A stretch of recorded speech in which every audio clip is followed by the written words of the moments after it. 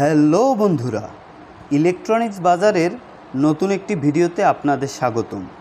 আজকে আপনাদের ফ্রিজে অতিরিক্ত শব্দ কেন হয় এবং কিভাবে এই সমস্যার সমাধান করবেন সেই সম্পর্কে জানাবো।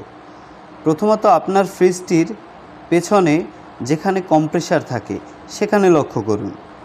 কম্প্রেসারের আশেপাশে অনেকগুলো পাইপ বা কেবল দেখতে পারবেন, যেমন section pipe, discharge pipe, capillary tube, ইমট্রেইনার ইত্যাদি।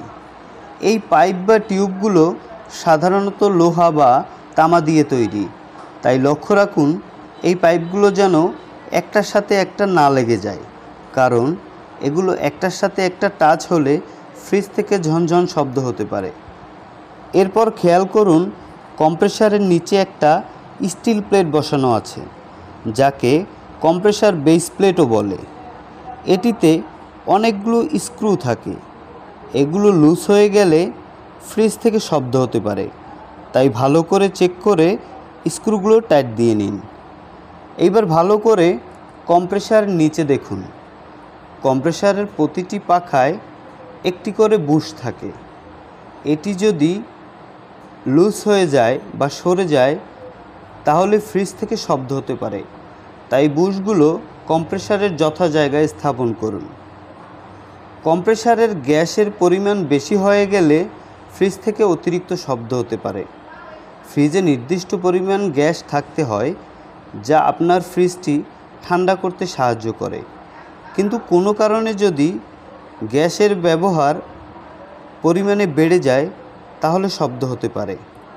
কম্প্রেসার চলার সময় যেন কোনো শব্দ না হয়, কম্প্রেসারের কোনো যন্ত্রাংশ যেন ক্ষত না হয়, তার জন্য কম্প্রেসার অয়েল ব্যবহার করা হয়। যদি কোনো কারণে কম্প্রেসারে অয়েলের পরিমাণ কমে যায় তাহলে ফ্রিজ থেকে প্রচুর পরিমাণে শব্দ হতে পারে। কম্প্রেসারের এক ধরনের বেয়ারিং থাকে, যদি কোনো কারণে বেয়ারিংয়ের বল ক্ষয় হয়ে যায় তাহলেও ফ্রিজ থেকে শব্দ হতে পারে। আশা করি এই সমস্যাগুলোই হয়। এর যদি একটাও আপনার হয়, আপনি একজন এক্সপার্টের মাধ্যমে আপনার সমস্যার সমাধান করে দিতে পারবেন। আর ভিডিওটা যদি ভালো লাগে একটি লাইক দিয়ে অন্যকে দেখার সুযোগ করে দিন, এবং নিত্য নতুন ভিডিও পেতে চ্যানেলটি সাবস্ক্রাইব করে বেল আইকনটি প্রেস করে রাখুন। ধন্যবাদ।